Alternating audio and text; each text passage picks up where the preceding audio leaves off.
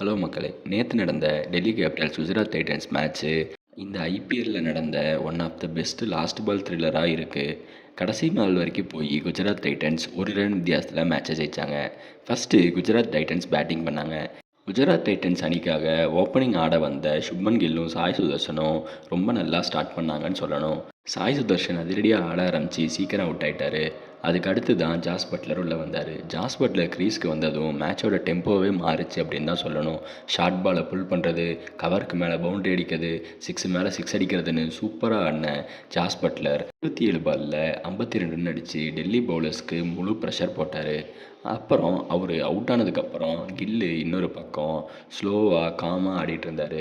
Single டபுள்னு எடுத்து rotate பண்ணி ஸ்லோவாக செட் ஆகிட்டே இருந்தார்.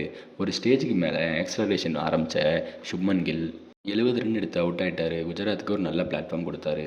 அதுக்கப்புறம் வாஷிங்டன் சுந்தரும் மேட்சை ரொம்ப சூப்பராக விளையாண்டு எடுத்துகிட்டு போனார்.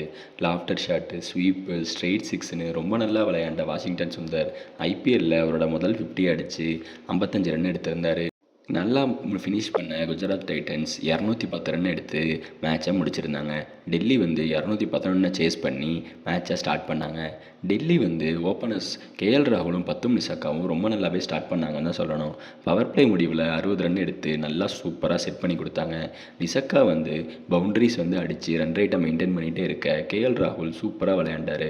கவர் டிரைவு, புல் ஷாட்டு, லாஃப்டட் சிக்ஸ்னு ரொம்ப நல்லா விளையாண்ட கேஎல் ராகுல் 92 ரன் எடுத்து மேட்சை ஆல்மோஸ்ட் டெல்லி பக்கம் திருப்பிட்டாரு அப்படின்னு தான் சொல்லணும். ஆனால் ராகுலுக்கு அப்புறம் உள்ள வந்த நிதிஷ் ராணா, சமீர் ரிஸ்வி, அக்ஷர் பட்டேல் இவங்கெல்லாம் ஒரே ஓவரில் மலமலன்னு அவுட் ஆக டெல்லி கொலாப்ஸ் ஆக ஆரம்பிச்சது.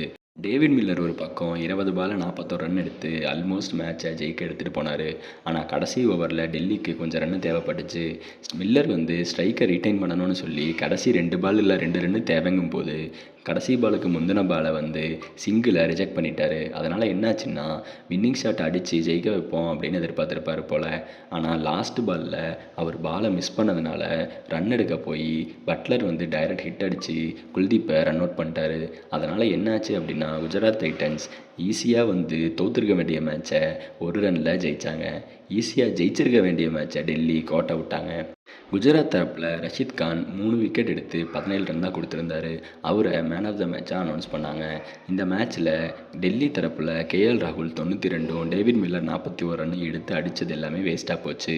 பட்லர் பவர் பிளேயில் அட்டாக் பண்ணதும், கில்லு ஆங்கர் பண்ணி கடைசி வரைக்கும் எடுத்துகிட்டு போனதும், வாஷிங்டன் சுந்தர் சூப்பராக 50 போட்டதும், ராகுலோட விக்கெட் எடுத்ததும், ரஷீத் கான் நல்லா பவுலிங் போட்டதுமே இந்த மேட்ச்சில் குஜராத்துக்கு ஒரு ஹெல்ப்ஃபுல்லாக அமைஞ்சது. இந்த மேட்ச் ஆல்மோஸ்ட் டெல்லி ஜெயிக்கும் போது மில்லர் ஒரு ரிஸ்க் எடுக்க பார்த்து குஜராத் அந்த மேட்சை பிடிச்சாங்க. மேட்ச் ரொம்ப நல்லா போச்சு. இந்த மேட்சை பற்றி நீங்கள் என்ன நினைக்கிறீங்க? மில்லர் அந்த பால் சிங்கிள் எடுத்துருக்கணுமா, இல்லை கடைசி பாலில் சிக்ஸ் அடிக்க போனது அவர் அவர் மேலே வச்சுருந்த நம்பிக்கை காரணமாக அதனால தான் மேட்சை தோத்தாங்களா? இது எல்லாமே கமெண்ட்ஸில் சொல்லுங்கள். தேங்க்யூ.